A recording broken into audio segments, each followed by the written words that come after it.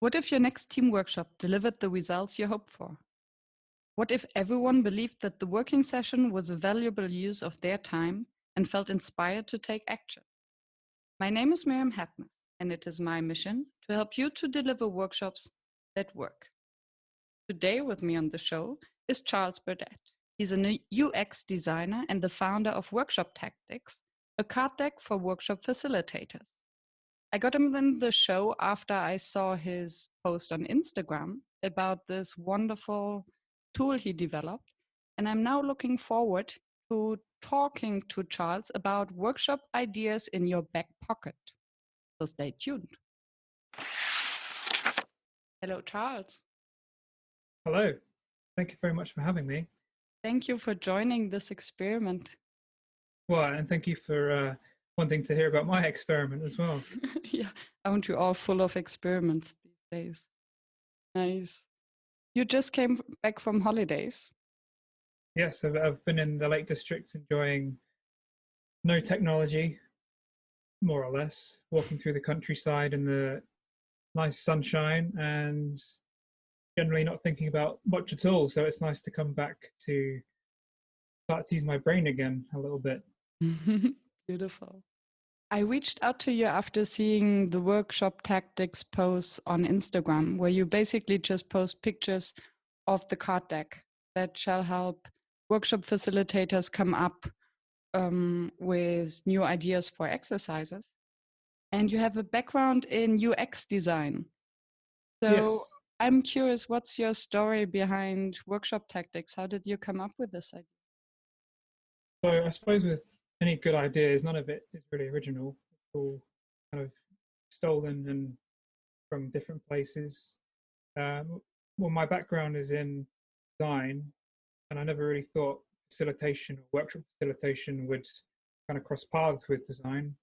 I studied graphic design at university, and you learn all of these things that make you feel like you know how to design something good on your own. And when I got a job out of university at a design agency in Manchester, you feel like you're putting your skills that you've learned to the test and you're actually designing things for people. And as my very short career so far went on, you start to realize that better design happens with other people and it isn't just on your own.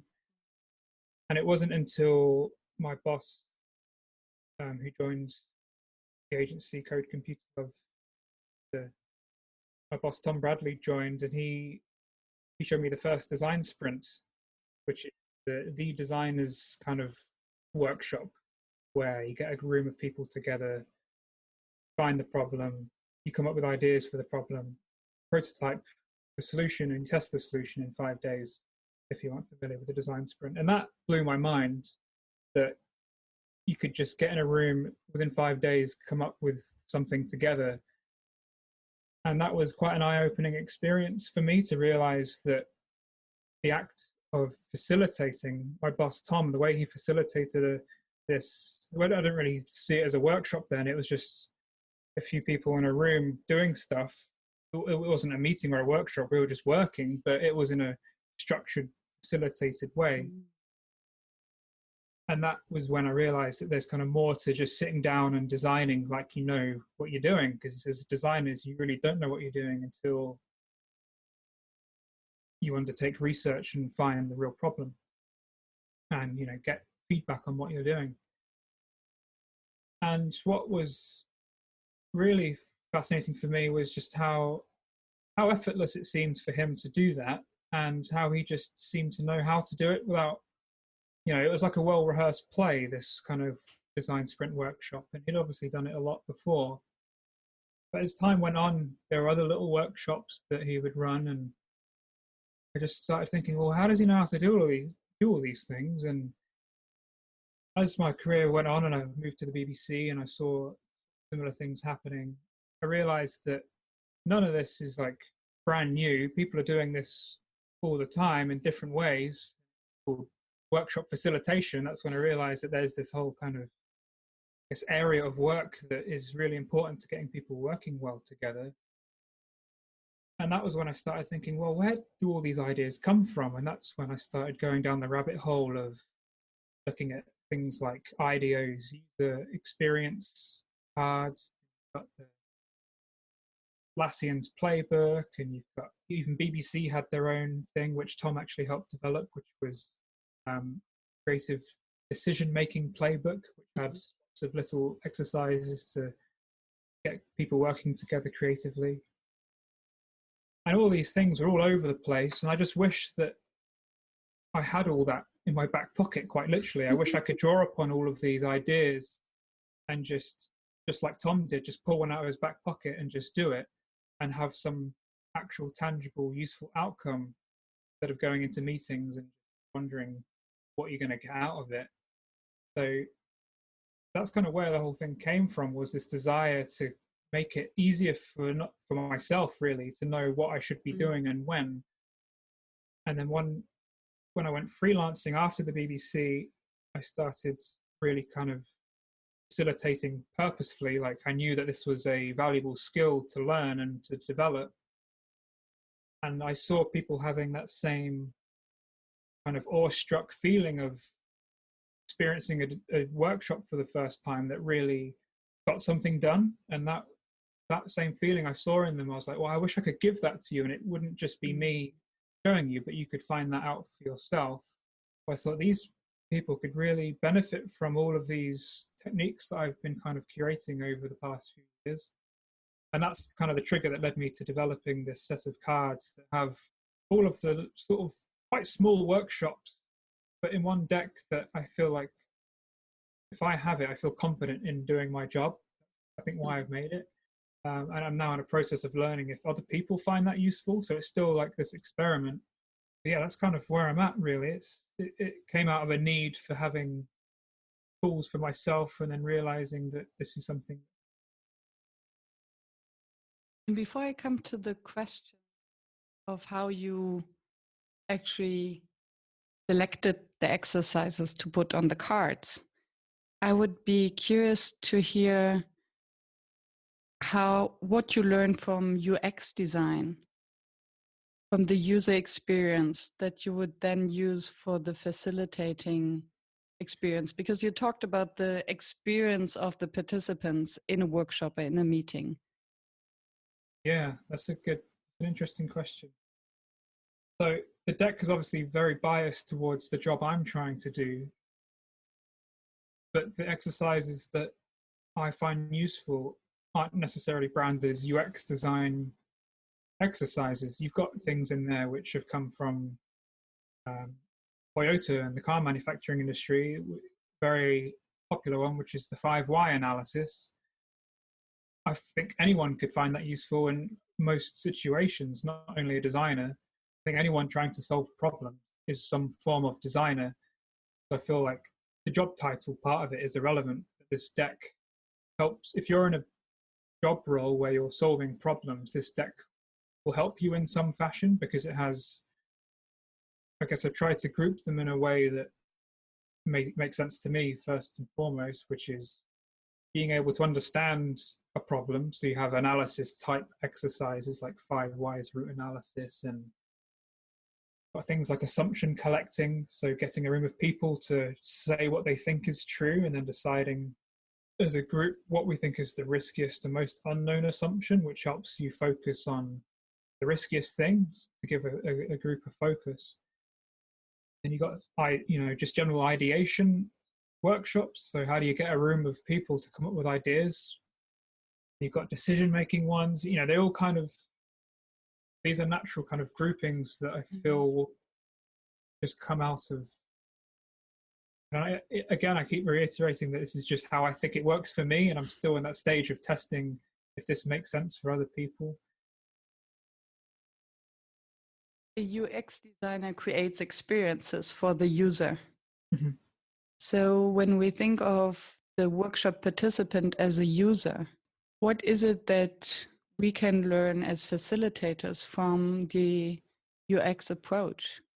I see. I have no idea. I think to look at it at that, I would ask anyone that designs an experience, such as an iPhone or Android app or a workshop experience as a designer of some sort. So, you design workshops, that's just as much of a design task as designing a website. You still have to consider everything about that, the context, the user, such as the people in the room, who they are and what they respond to, the room you're in. Yeah, like designing workshops is just, designing furniture, designing anything. You still have to acknowledge what the problem is and then find a way of solving that problem. And I think the more workshops that you can run with different types of people, you get this intuition of what's going to work. I think there's less room necessarily for quick prototyping of workshops with people when you're getting paid to go in a room and you're expected to perform. I think there's a difference there for sure. And I remember when we had the chat to prepare this recording, I shared about one of my favorite exercises, which is the premortem, where you basically brainstorm failures with a group. And I was surprised by your reaction. We were like, okay, this is just a normal design exercise where as a designer, you try to imagine what is the worst outcome that a product can have. And then you go backwards. Yeah, so this is not standard practice for every designer. It's quite I don't know what you'd call it. It's a bit of a left field type of approach to design, but I learned about that from Jared Spool, who is a world-renowned UX guru, I would say is what you'd call him. And the approach is similar to a pre-mortem, I suppose, in that by treating everyone and expecting everyone in a room as designers, and you're expecting them to have the same capability of design as you are, if you're calling yourself a designer, just by having that expectation means that they are going to act like they're designers, and you'll get more out of them when instead of them sitting back, crossing their arms and thinking, this is for designers, this isn't for me. And this despicable design kind of workshop that you can run with non-designers, and putting my fingers with air quotes, and non-designers, it's a very good way of getting people out of their shell to contribute to the design process. And by thinking about what's the worst possible experience you can design, everyone seems to have this really great ability to design a really horrible experience. And it really gets people excited to think, for example, designing your online bank sign-up experience. You can ask anyone to get involved in trying to make that as horrible as possible. There are so many ideas that come out of that. And that just gets the idea juices flowing. And it's then the next step for that exercise is to then write down, Jared calls them rules of thumb. What are the 3 rules of thumb that you worked with to make that experience? So you might come out with, for a online bank experience, first rule of thumb is provide 0 transparency. Second rule of thumb is do not value the user's time, etc., etc. And because you have that negative, you have a starting point, and it's then really easy to invert that and follow that vector, calls it, to the positive version of that experience. Then you can even flip the rules of thumb. So we are 100% transparent. We really value the user's time.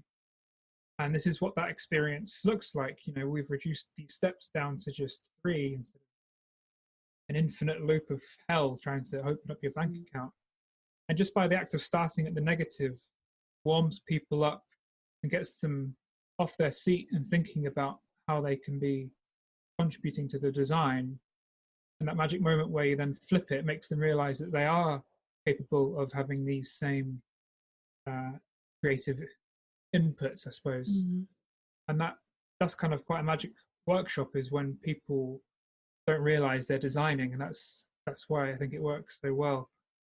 And it reminds me of a actual general workshop process where you first try to warm them up, give them a feeling for the topic and their ability to add their ideas to a design, and then to think, okay, what are the next steps then?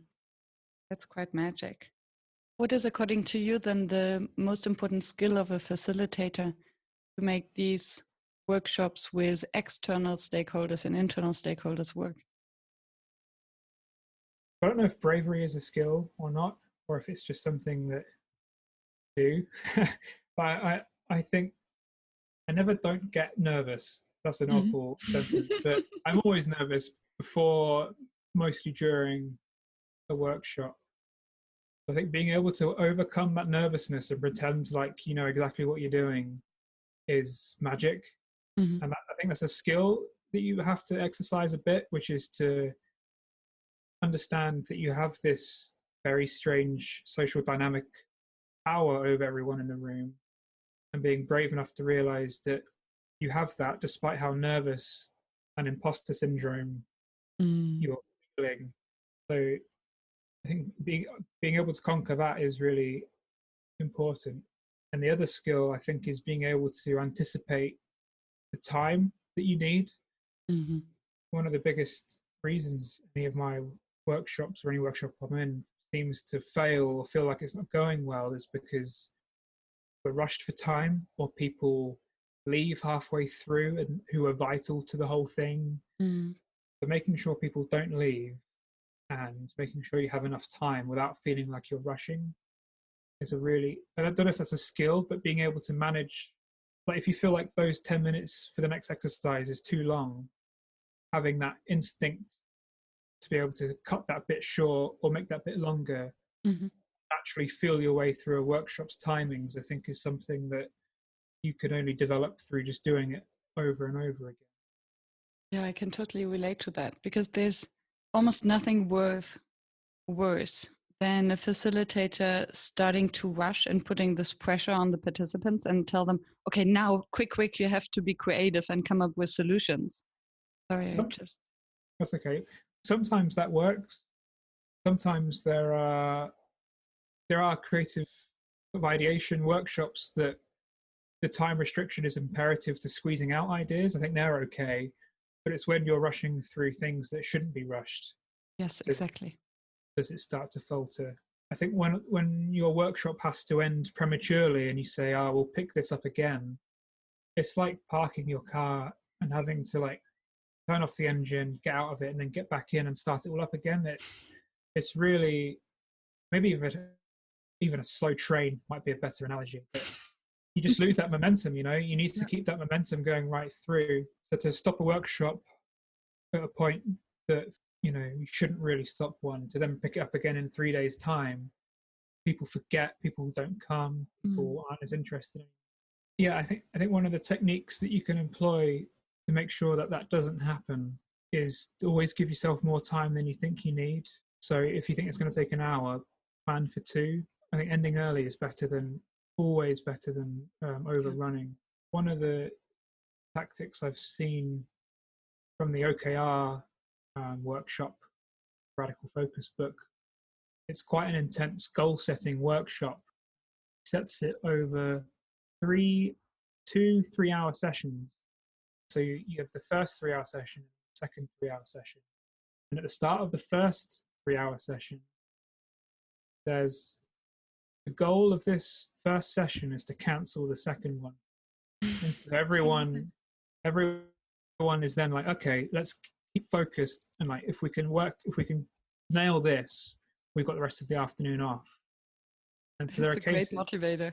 Oh yeah, there are cases when people will then start focusing based on that time gained back. Maybe you can quickly explain to some listeners who might not be familiar with that concept. In a nutshell, OKRs is objectives and key results. And I forget the name. I think it was a woman who wrote a book called Radical Focus. And it's all about setting a goal that's qualitative. So do this really awesome thing, have key results which are quantitative, and measures of achieving that thing. And it's used by Google, IBM, and the BBC. And it's a very great way of focusing on one goal and having an ability to measure it on a quarterly basis, but you check into it weekly.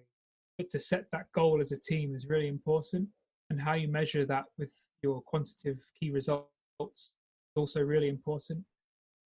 And it's something that you check into, and any activity that you do that isn't focusing on that objective and key results is a distraction and a waste of time. And she uses this analogy of, or a fable about a Greek Olympic sprinter and how she was racing, but people were rolling golden apples in front of her, trying to distract her. And these golden apples are the things that make you feel productive, but they are not helping you achieve your goal. It's a brilliant book. Yeah. If you're in a team and you're struggling on keeping track of setting goals, it's actually there's some cards for that in the workshop tactics deck. But again, I don't know if that's not really a UX thing. It's a team thing. So again, I don't know if people find that useful and as a form. It's so difficult to just keep inside one specific box. Is it a design sprint? Is it an OKR meeting? Is it a Scrum meeting? At the end of the day, at least for me, it's about the ability to take bits and pieces of all these methodologies and merge them into your own style and the needs of the group. And I think to define the goal as a group, as you just explained, and then to keep this all the time in the back of your mind or the back of your pocket, to help the group not to get distracted by the golden apples. For me, this is key for any facilitator, whatever you call the workshop or the methodology you're using. Yeah, I think that's what I'm trying to do with workshop tactics is remove the labels of stuff like design thinking and design sprint and OKRs and Scrum, trying to, I guess, neutralize all that and just call things what they are and what goal they help you achieve. In the deck, there's a bunch of tactics, which are workshop exercises from the Lean UX book, which is a UX methodology or approach to designing products in a lean way. So there are tactics from the design sprint in the deck. There are, Scrum and Agile kind of rituals like retrospectives.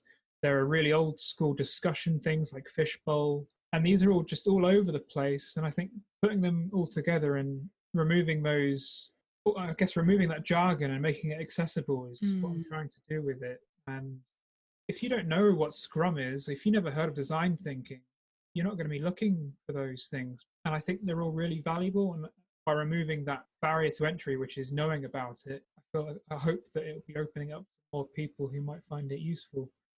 So what are the prerequisites that you need? So assuming that you get the card deck, and I was lucky enough to see your alpha version, so thank you for sharing. And You're it's welcome. super nicely done with the what and the why, and then some 5 or 6 steps on how to do them. I was trying to put myself into the shoes of a newbie facilitator and wonder what your thoughts are about the prerequisites or the degree of experience you need in order to use your cards. So I feel like with workshop tactics, it's giving people a starting point to say, hey, these are some workshops you can run, really simple steps. Try it out, practice, do it in a safe environment with some colleagues or, with people that you trust, and just giving them an accessible way in to trying something out that kind of has a proven track record of working instead of sifting through the internet trying to find one of millions of workshops that may or may not work for them. And while you were speaking, I was just thinking that I had this wonderful conversation with Alison Coward on workshop culture. And what she said is that not every meeting or every professional gathering must necessarily be a workshop, but that we can take little parts of workshops and just implement them into a meeting. So I could see a manager or a team leader just picking one card to bring a new dynamic into normal meetings. And then it's a way of experimenting for them. It's a way of experimenting for the team to get used to this new way of working and exploring. And then depending on what the focus is, you can either have a goals card, a discussion card, or an understanding card, and thereby also build a momentum of giving participants a voice in a meeting that often end up in a monologue of the team leader. Yeah. What would you advise to a new facilitator, someone who wants to try out your card deck for the first time? I think to find it useful, you have to know, see the cards as a tool, like a hammer. It then becomes quite quickly, everything seems like it's a nail. So you have a workshop for everything. And that's what, design sprints can become. They can become the hammer for every nail. And sometimes you don't need to go to such lengths of such a massive 5-day workshop.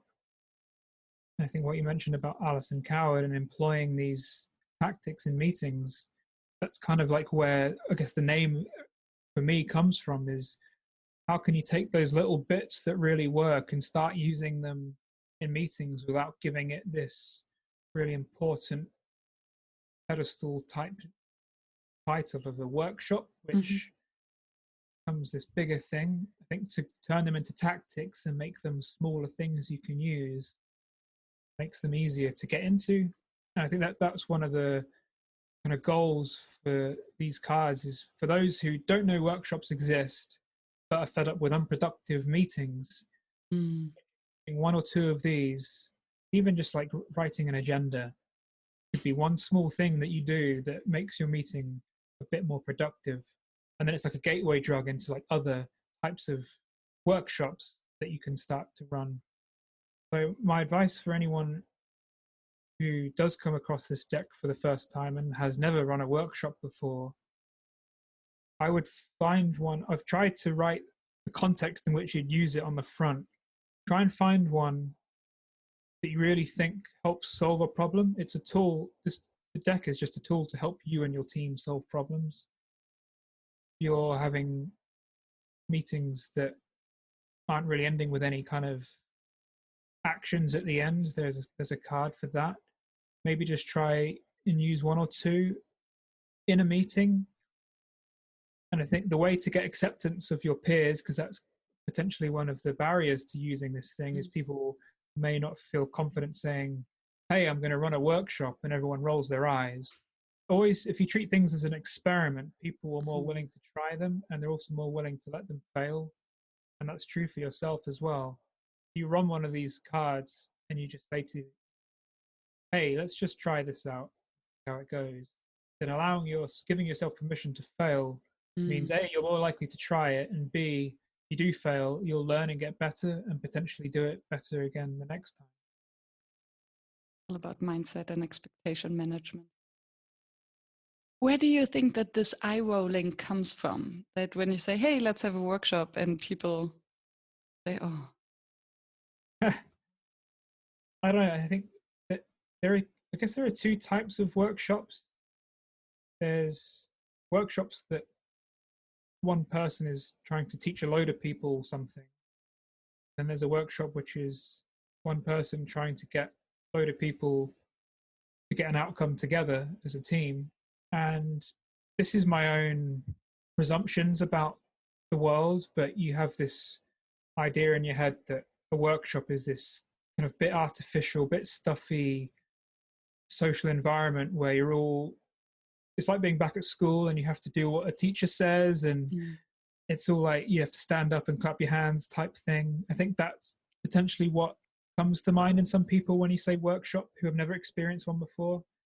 That's not based on any fact. That's just what I think people think. And that's, that's what I'm hoping to learn as I talk to more people about workshops.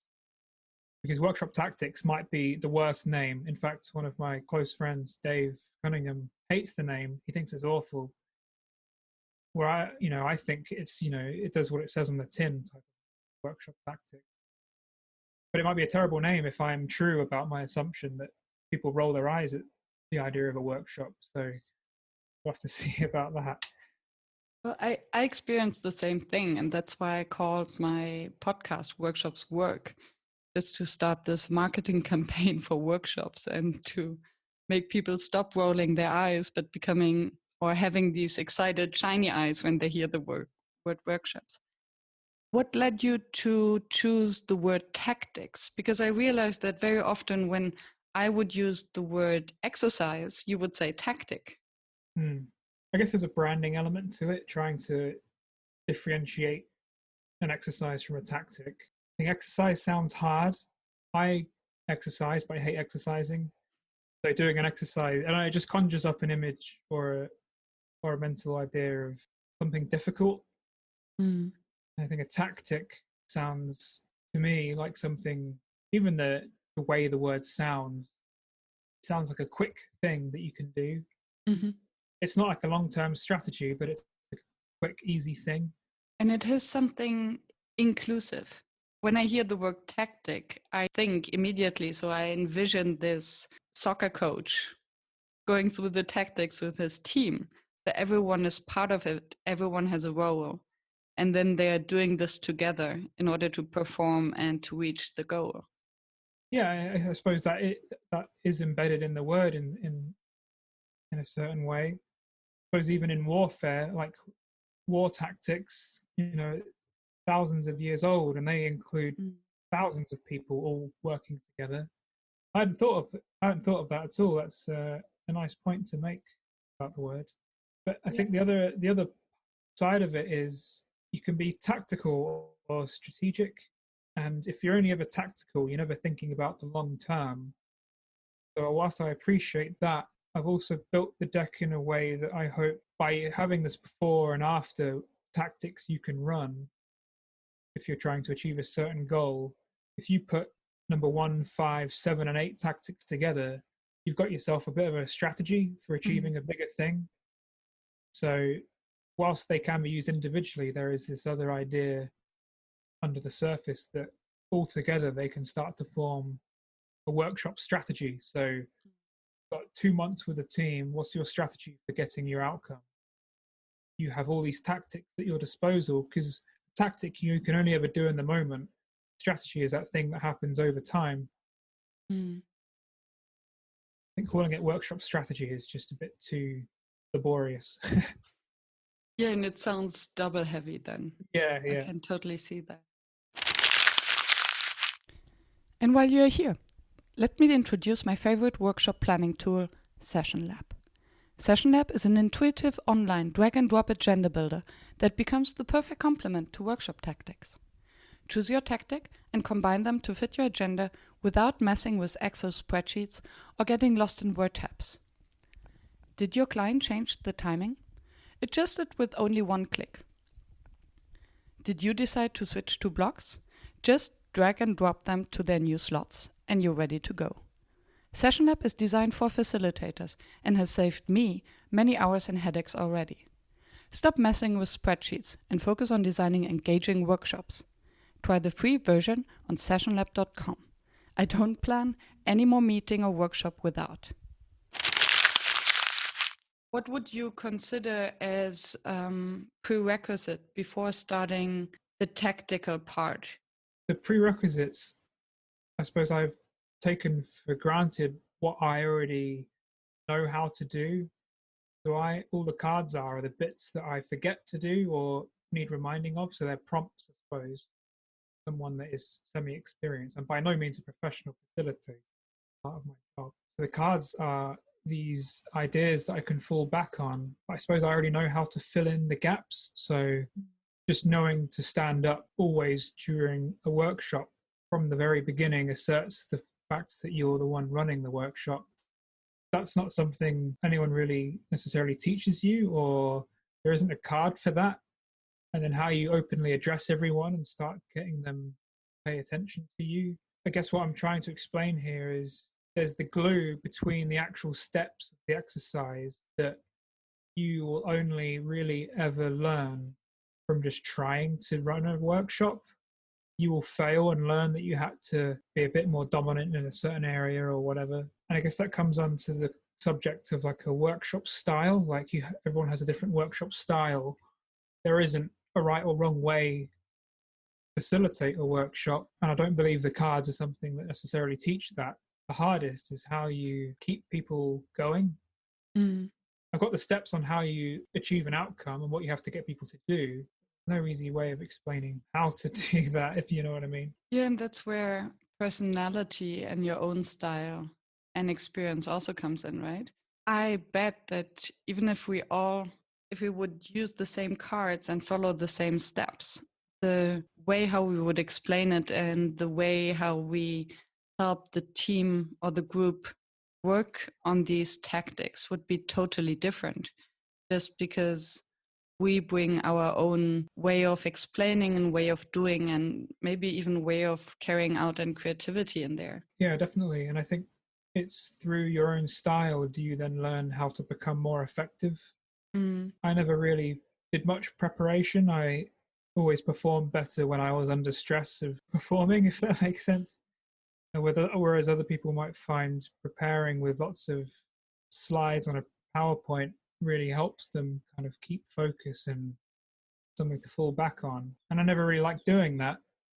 And the more I facilitated, the more I realized that this shooting from the hip kind of casual style is my style. I thought I was just lazy or not very good at preparing, but actually that's just how I run a workshop and it works for me. And I think beyond that, it's then learning how your style gets the best out of people.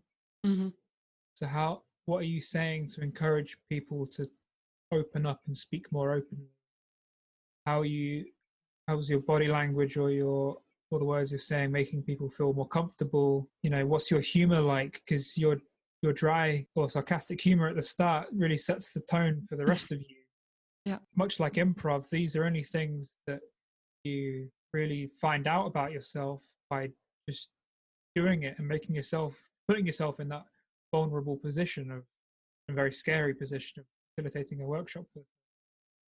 True, and the larger the toolbox from which you can pull different tactics or ways of dealing with situations, the better you can improvise on the spot.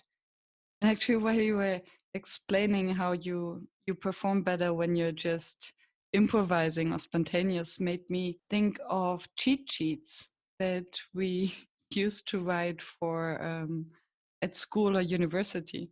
And I remember once I was teaching economics, and I tried this experiment with students that I allowed them to bring in a cheat sheet to class, to the exam actually. And I realized that those who had the best cheat sheet, which was very comprehensive and complete in terms of information with little pictures and graphs, these students performed the best, and they didn't even use it. So perfectly saw you writing the workshop tactics cards as your cheat sheet, putting them in the back of your pocket, and then you can improvise during the workshop because you actually don't need them anymore because you're so well prepared. Absolutely. And I guess the question is, does that cheat sheet work for everyone else? Like everyone's cheat sheet is unique to them. And I think you can, or I was able to answer this question after grading the exams, because I could actually see who just copied someone else's cheat sheet. So they had the same in class, but then they lost all the time in answering the exam question by reading the cheat sheet because they haven't prepared it. They didn't find the information immediately. The information wasn't in their head yet. Yeah. So they couldn't use it as effectively as those who actually took the time to write it. No, and they say that the more you know your material, the more confident you are. So if you're giving a talk or a speech, if you're reading, you're not going to sound natural.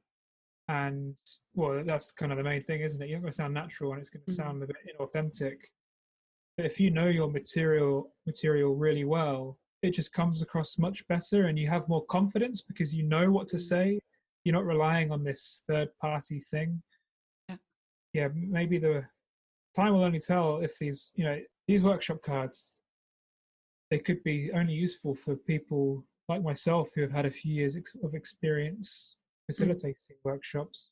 I guess the question is if my goal is to make workshop facilitating more accessible to newbies, is it the best format for them? what can support them alongside these cards. Are all of these cards even relevant to them is another question I'm kind of asking myself now. You mentioned before that it's also about the room setup. That's one question that I always wonder, is to what extent does the room setting impact the flow of a workshop, and whether we do need design thinking rooms, whether we do need creative rooms, or whether a just sterile meeting room could do the work. I think a great facilitator can work in nearly any room, much like a good artist can work with any medium, I suppose. Might be a good comparison. I think the room does have the environment, the context of the room has a massive impact on the people in the room, and the people in the room make the workshop happen. So if your room's aircon's broken and people are too hot and there's no water and they get really thirsty and they're sweating, they're not going to enjoy themselves, they're not going to engage. If the room's too small and you're trying to move people around to look at stuff on the walls and that's difficult, then people can't get close to what you're looking at and they don't engage. So there's so many aspects to a room causing a workshop to not be very good. But I think a good facilitator would know that the room's too hot beforehand, or they would know that they need to get all the tables out of there because you're going to be stood up for most of it. I think a good facilitator can work with what they've got. You know, you could probably facilitate a workshop in a cardboard box if you really tried, but but it wouldn't be very good. But yeah, it has a massive impact. And how you arrange people. You mentioned to me on our previous chat about how you kind of disrupted people's normal behavior of coming into a meeting and sitting down at a table by putting a load of chairs in a circle. I think even just doing things like that, they're really skillful tactics that can interrupt people's normal behaviors. And no matter what room you're in, you can always rearrange it to some way that makes it different or feel like you're doing something different. So yeah, I think the room's important, but a good facilitator can work with a bad room. I don't know what you think about that. I totally agree, I must say. Now that I hear you speaking, I totally agree. And I agree especially with the basic needs. I'm just about to finish a project where we have 70 participants over 10 days for a big summer school project. And I realized that the most important thing is food. And there's so many dietary restrictions these days. And it's so important to make sure that everyone, whatever diet they're following, has enough to eat and enough to drink, because all the other content and learning and collaboration and whatsoever is secondary. You just cannot focus. Or if there are not enough toilets around, as weird as it sounds, one learning after these 7 days is make sure that you have enough breaks and enough toilets around according to the number of participants, just to satisfy basic needs and to reduce distraction. Yeah, it sounds kind of obvious when you say it, but you know, these things can go pear-shaped if you're not following basic needs, like you said. Maybe we need a workshop hierarchy of needs checklist. I like that. Maybe that's the new workshop tactics card. Do your guests, participants, have water? Yes. Are they hot or are they cold enough, hot enough? I don't know. Something like that. I like that. Looking forward to see that card. Yeah, well, watch this space. The basic checklist card. Yeah, that's not a bad idea, you know. Yeah. We'll see. I'll write that down. Nice. Within all these cards and all these exercises, and I guess you studied many exercises to come up with your long list, what's your favorite one? I think assumption collecting, which is one from the Lean UX book by Jeff Gothelf. It's a workshop where you invite senior stakeholders of a project or a product, and you invite them into a room and you ask them to write down just answers to questions such as, what is the number one value users are getting from the product? How are we going to make money? What's the biggest risk to the project? You know, things that people have in their heads that they believe to be true, but no one ever really speaks about. Mm-hmm. And it's a really, really powerful thing to get a room full of people to just get all the assumptions in their head, what they believe to be true, on paper in front of everyone. Who asked the question? Well, the facilitator asks the questions to the group about a project. So if it's a company who have a product, everyone's assumption might be that the number one value users are getting from it is A. Mm-hmm. And if we find out that that's wrong, that's really risky to the business, that we're completely thinking the wrong thing. The whole point of assumption collecting and assumption mapping is to be able to identify your riskiest assumption that you know least about. Mm-hmm. So if there's this really risky thing that you believe is true that turns out to be false, that could end your business, you need to investigate that ASAP. And this gets an entire, even up to C-suite level of people to understand what everyone else is thinking. And it's actually, the reason I enjoy it the most is because people really unwind in that workshop, and it's a very cathartic process. Mm-hmm. It's really nice to see people enjoy a workshop because everyone's getting this really good buzz of seeing like, oh my God, I can't believe that you thought we were making money that way. That's, what are you thinking? It's, I like it because it's also one of the most valuable, because it does two things. It gets everyone on the same page about what everyone's thinking, and then it gets everyone aligned to what we're all thinking and what we need to be focusing on. So at the end, you map your assumptions to risk and how much you know about that assumption. And then you have one or two things that you then go away and start researching through either making prototypes to test it or speaking to people or any other kind of investigation. So how would you, just from a very organizational point of view? So there's a big list of questions that you ask these questions one at a time, and you give maybe 1 or 2 minutes per question. Mm-hmm. So quietly on Post-it notes, write down who your customer is. Who is our customer? Mm-hmm. And then 10 people in the room, or however many people, usually less than 12, but people that have some sort of impact on the project are very useful to have in that room. And then when everyone's got them, we stick them up and we start affinity sorting them as you go. So you can see that 4 people are roughly saying this type of person, 3 people are saying this type of person. And there might be a minute or 2 of discussion about that assumption whilst the sticky notes are being put up. And then you move on to the next question. And as you go through, you start to sort of group and theme these assumptions, so you can start to see an idea of what the collective group is thinking. And then the second half of that workshop, because it takes about an hour or an hour and a half to get through all those questions, to get all those assumptions down. And then the second half is then deciding what's the riskiest and what do we know least about, and then seeing where that kind of fits on a 2-axis matrix, which is high risk, low risk, and certain and uncertain. And then it should point you to 1 or 2 or 3 assumptions that the group has had as a collective that then point you in the direction of like, these 3 things are super important that we investigate now, or we impact the risk of the entire project, product, or company, depending on the context you're doing it in. And so it's a really important workshop, and that's why I really love running it. And it's a very cathartic workshop because people like to hear what other people are thinking. And then I really love it because it gets everyone on the same page at a senior level in a company or organization. Love it. Thank you for sharing. You're welcome. And I think we're running a little bit out of time. So maybe it's time to wrap it up.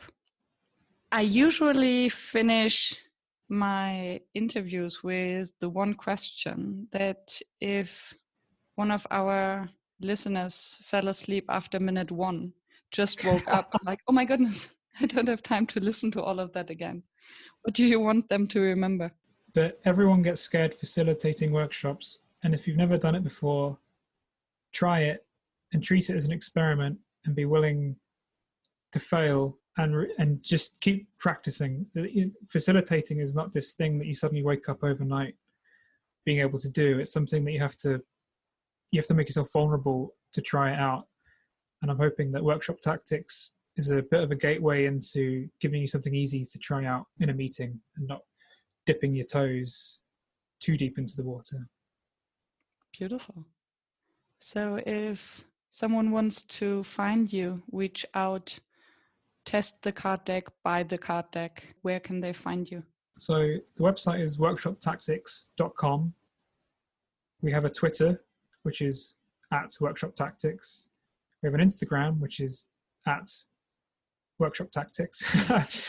But if you subscribe, I'm going to hopefully give you a link for the show notes, where if you subscribe to that, you should be on the special mailing list, which means that I'll know you're a Workshops Work listener.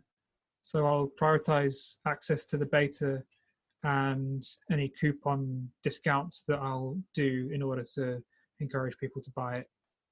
Wonderful.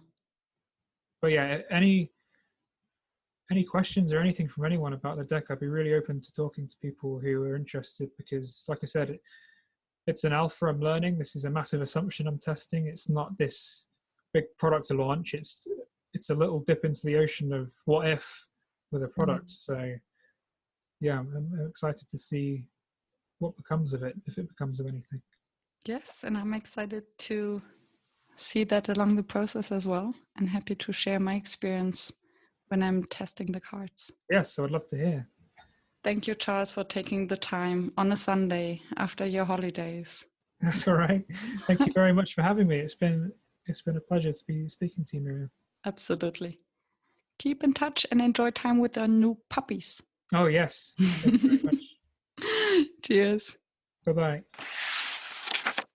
Thank you for staying tuned and listening to the show. I appreciate your attention, as I know how busy you are. If you enjoyed it, please subscribe and engage by sharing your comments and thoughts, and visit workshops.work to download the one-page summary. I'm looking forward to seeing you back at the next episode, and I wish you a fruitful day.